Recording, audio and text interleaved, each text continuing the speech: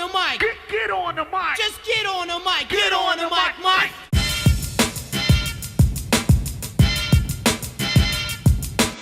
Hey everybody, what's going on? Welcome to Get on the Mic. I am your host, the Reel Geno Reynolds, and here on this program, you put a few notes in front of me, and I talk about some of the more interesting things that have happened throughout the world of entertainment, or whatever I feel like talking about.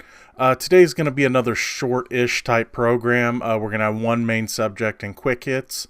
The one main subject we're going to be talking about this week, again, is Deadpool 2. We're going to be talking about who played the big mystery villain in Deadpool 2, so here we go.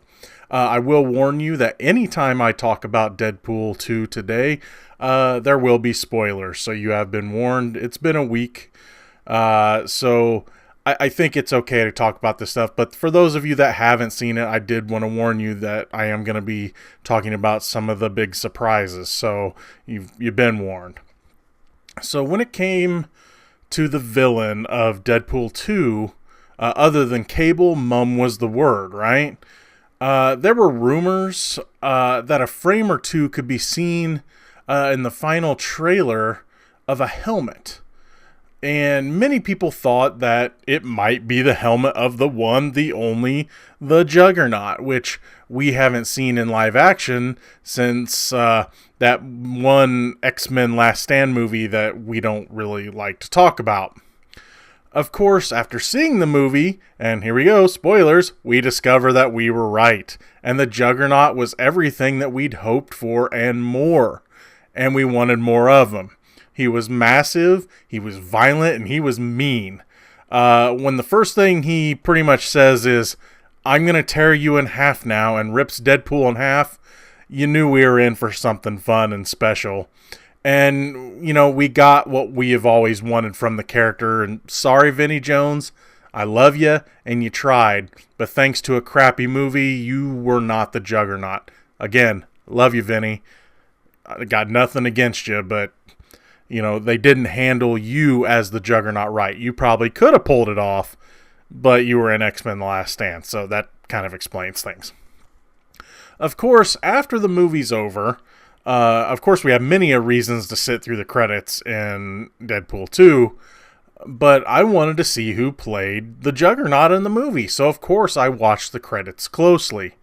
Only to see that the Juggernaut played himself. I, along with pretty much everybody I'm sure, wanted to know who played the unstoppable one, and thankfully we didn't have to wait too long to get our answer. In an interview with Cinema Blend, which by the way, I ran into one of the contributors from Cinema Blend in St. Louis a few days ago. They were really nice. They're based out of St. Louis. If you haven't checked out their website, definitely check them out. Deadpool 2 director David Leitch said in an interview with them, he revealed who was behind the role, and it's not who you'd expect. I mean, I don't know who you would expect. I thought maybe in the credits it was going to say Vinnie Jones or not Vinnie Jones or something like that, funny or something, but of course it said he played himself. He revealed that he played the Juggernaut, along with Ryan Reynolds in performance capture, with Reynolds also performing the dialogue. He said, quote, The spoiler is Juggernaut is sort of a combination of Ryan and myself, and it only became, and this is a spoiler, it only came out of just the necessity of change. And you're getting into the post process, and we're like, okay, we need a face animator actor, and I'm in the editing room, and Ryan's writing alts, and we're like, I'll just go do it. And then the animators are gonna change it anyway. They would switch off the performance capture work during the filming of the movie, and it was a matter of convenience for them, as they felt they didn't need any help bringing the character to the big screen. Leitch had this to say about it, quote, Ryan did some performance capture for certain dialogue bits, and then he provided the voice, which we altered, which allowed us to, when we're in post, we're doing some alts for Deadpool. It'd be like, okay, just switch into Juggernaut mode, try this, as opposed to, let's bring in somebody, wait for them, call time, all this. It was a tight unit. Ryan's got another franchise. While they didn't delve too much into the character of the Juggernaut, or his alter ego Kane Marco, they did add a little bit of his history and his dialogue. The screenwriters of the movie, Rhett Reese and Paul Wernick, said that getting that detailed was out of the question, but they wanted to give fans a little something. Reese had this to say about it, quote, "We did think that Juggernaut had not been treated as well as he could have been in previous movies, and we wanted to rectify that. We worried a little bit about too much backstory, like with Cable in particular. We were like, let's make him a man of mystery. The whole Nathan Summers clone, techno virus, all that stuff. We just thought we were going to overload our audience, but we did sneak in a bit about Professor Xavier." And they did. Whenever he was walking along with the kid in the movie, he said, he's like, "Oh, so you wear the helmet to keep your brother out of your head?" And he's like, "Yeah, but my brother's in a wheelchair." He kind of made fun of the fact that he can't walk. So here's the thing. The Juggernaut, of course, was certainly a fan favorite from the movie. So it's almost a given. Because it is teased a bit in the credits with the Juggernaut song being played, the one that they played during the battle with the Juggernaut in the movie, that he's coming back. David Leitch said this to ease the fears of those that thought Mr. Marco might not be returning in the future. He said, quote, "I think there's ground in the future to really expand on his powers. He only comes into the movie in the third act, and we kind of set the location. And I mean, there's only so much you can do with him in a mano-a-mano fight, The Juggernaut's action comes from him, like, plowing through stuff, and he's unstoppable. And we just didn't really have that in the construct of the set piece.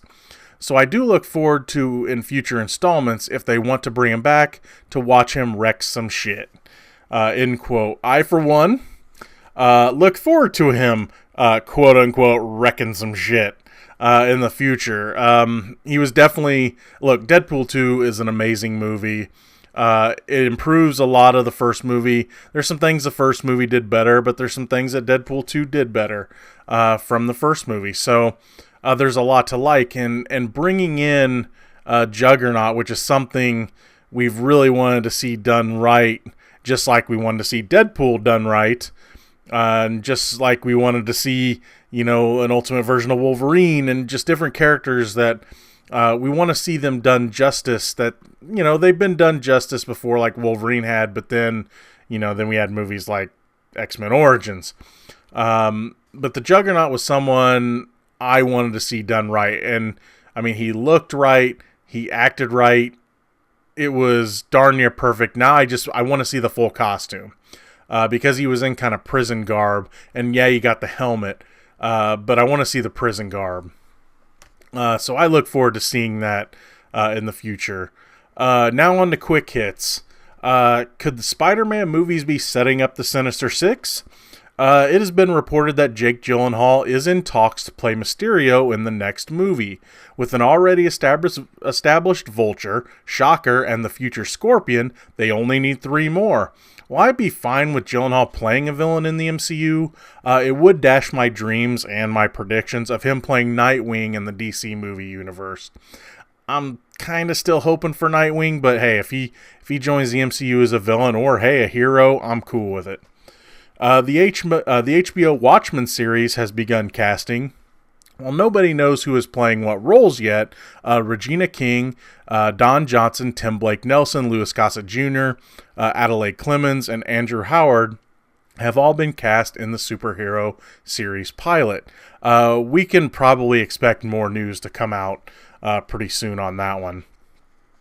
Liam Neeson has joined Chris Hemsworth and Tessa Thompson in the new Men in Black spinoff.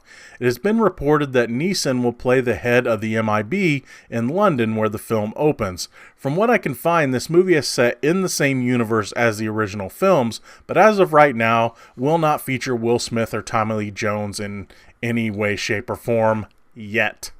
I imagine that some kind of cameo may be worked out by the time this movie hits theaters, and not just a portrait of Will Smith on the wall. Am I right, Independence Day resurgence? How'd that one work out for you? Charlize Theron is set to star as Megyn Kelly in a movie about disgraced Fox News chairman Roger Ailes. The untitled movie is also being directed by Trumbo director Jay Roach. The movie is said to be an ensemble film featuring other current and former Fox News players, such as Tucker Carlson, former anchor Greta Van Susteren, media mogul Rupert Murdoch, and fired host Bill O'Reilly.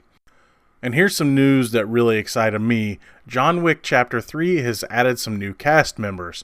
Halle Berry, Angelica Houston, Asia Kate Dillon, Mark Dacascos, and Jason Mantzoukas have all been added to the highly anticipated third installment of the series.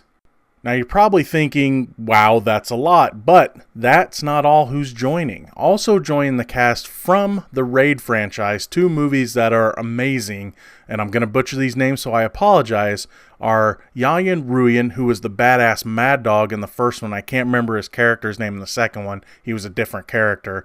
And Sisep Arif Rahman are going to be playing professional killers that Wick has to face off against, as well as martial arts star Tiger Hu Chen from Man of Tai Chi. Have I mentioned before that I cannot wait for this movie? Okay, now here's something I found out about a couple days ago, and I've been really looking forward to bringing this up, especially after doing a review of this movie. Have you heard the issues some people, especially parents, are having with the movie Show Dogs? The National Center of Sexual Exploitation accused the movie of sending a troubling message that grooms children for sexual abuse. They said this, quote, "It contains multiple scenes where a dog character must have its private parts inspected, in the course of which the dog is uncomfortable and wants to stop, but is told to go to a quote-unquote Zen place. The dog is rewarded with advancing to the final round of the dog show after passing this barrier. Disturbingly, these are similar tactics child abusers use when grooming children, telling them to pretend they are somewhere else, and that they will get a reward for withstanding their discomfort. Children's movies must be held to a higher standard and must teach children bodily autonomy, the ability to say no, and safety, not confusing messages endorsing unwanted genital touching," end quote. The movie's producers responded with this, quote, "Responding to concerns raised by moviegoers and some specific organizations, Global Road Entertainment has decided to remove two scenes from the film Show Dogs that some have deemed not appropriate for children. The company takes these matters very seriously and remains committed to providing quality entertainment for the intended audiences based on the film's rating. We apologize to anybody who feels the original version of Show Dogs sent an inappropriate message. The revised version of the film will be available for viewing nationwide starting this weekend," end quote.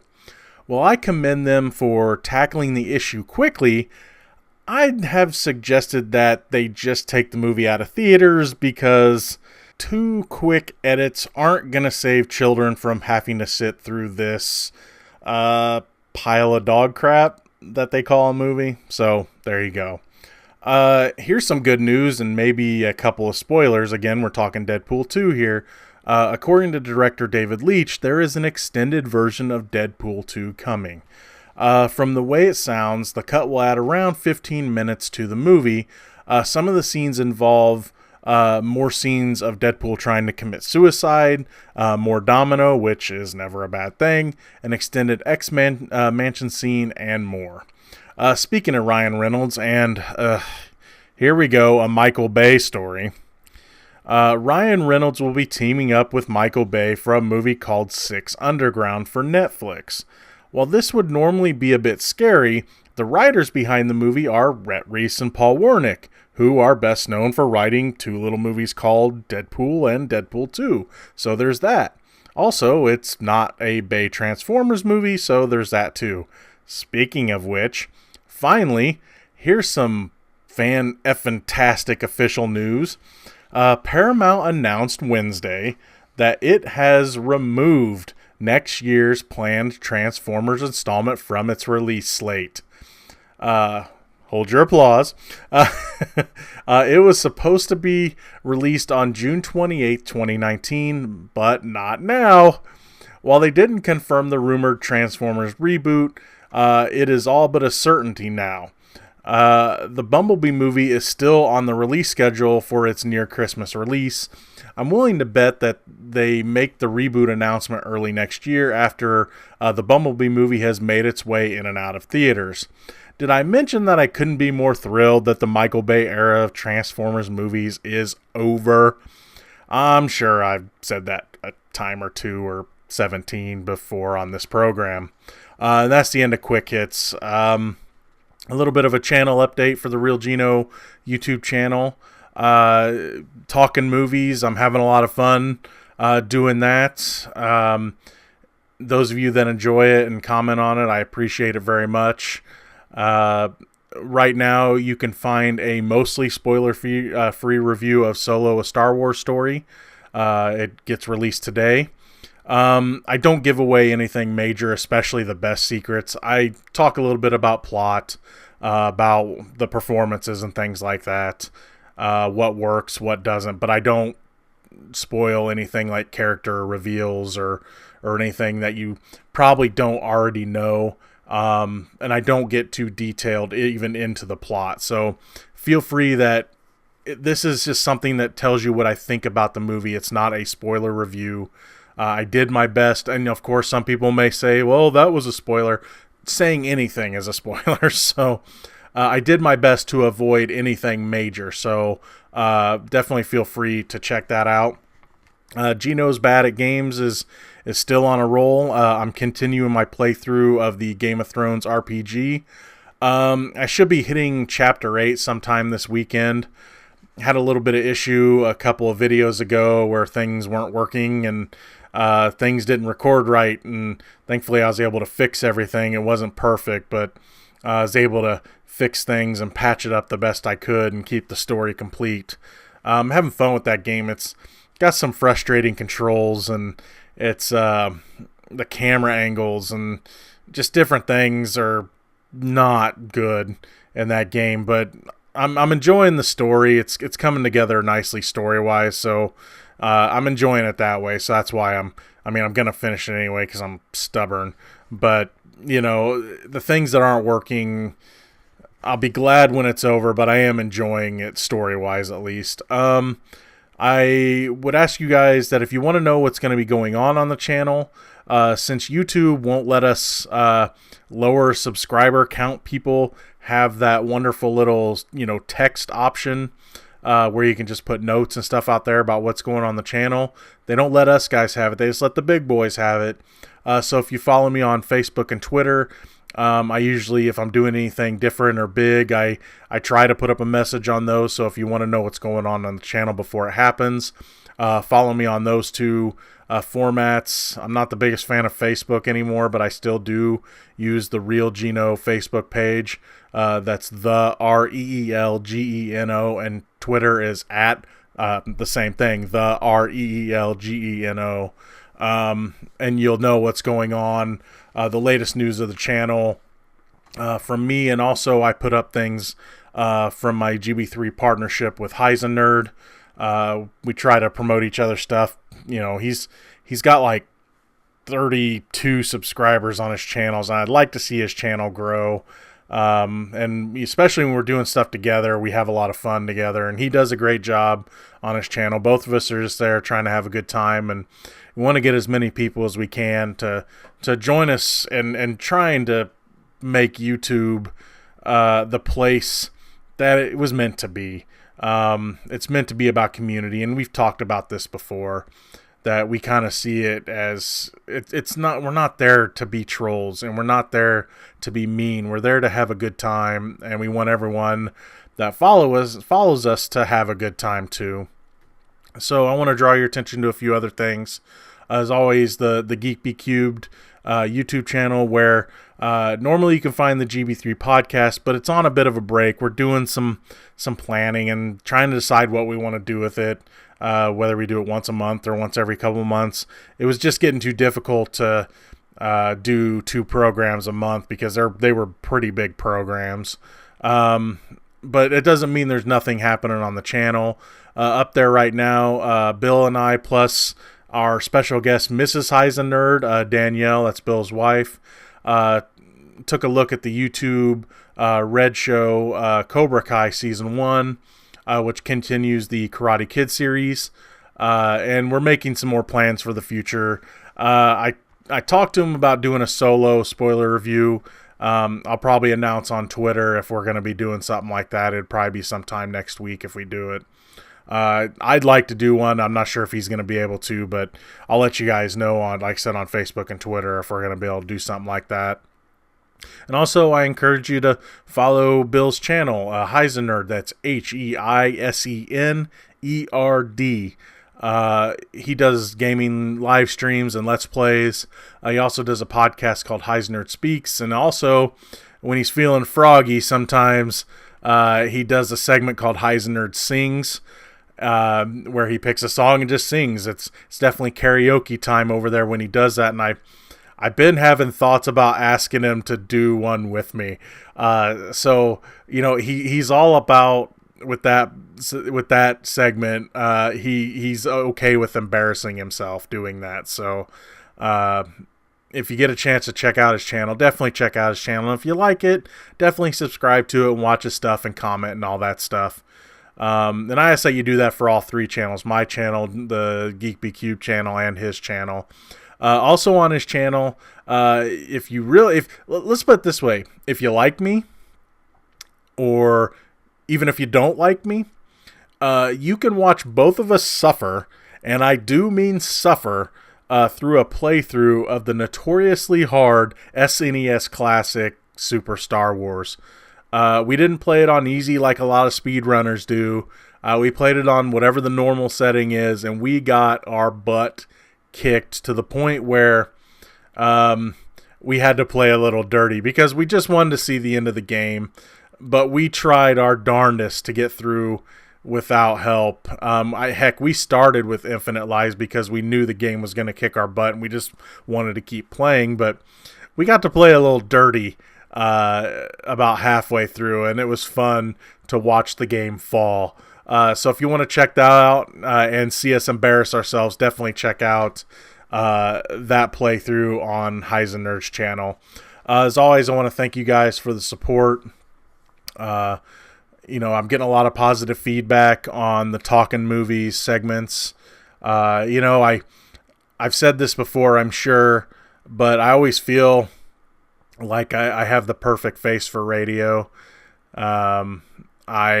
I'm more comfortable just sitting in front of this microphone than I am in front of a camera. I'm not opposed to being in front of a camera. And again, I'll probably do it again sometime. But right now, just being behind this microphone is where it's at for me. And I'm having a good time doing it. And I'm having a good time not scripting things out and trying to perform. I write the occasional joke in my notes and things like that. But most times I just want to talk about the movies I see, and I just want to have a good time doing it, and I want you guys to have a good time too. So for those of you that do, as always, thank you so much for listening and watching my channel, and thank you guys so much for taking the time to comment and like, and those of you that have subscribed and been with me either for a long time or have been with me for a short time and are enjoying it, thank you very much. That's going to be it for Get on the Mic this week. Again, I know it's a short program. It's just the last couple weeks have been pretty crazy with travel and things, and just so much going on in life. I am going to try to shorten up Get on the Mic every week. I mean, it still may go an hour. I don't know. I'm still working on the format and everything. So let me know what you think about it. Do you prefer the longer format, more stories, or more longer stories? Or do you prefer the shorter format? Just let me know what you think in the comment section below. And if you like what you've heard here, please subscribe to the channel. I don't know anything about the notification bell. I guess hit it. I guess it's a good thing. And then also, like I said, like, comment, even if you don't like it. If you don't like what's going on this channel, definitely comment on it too. I appreciate constructive criticism. If you want to be mean, it's not really the place for you, but you can do it if you want. It's your call, but I may respond once and that's it. I'm here to have fun, not to to start fights or anything. So again, thank you so much for listening. That's going to be all for Get on the Mic this week. As always, I am your host, the Reel Geno Reynolds. See you next time. Peace.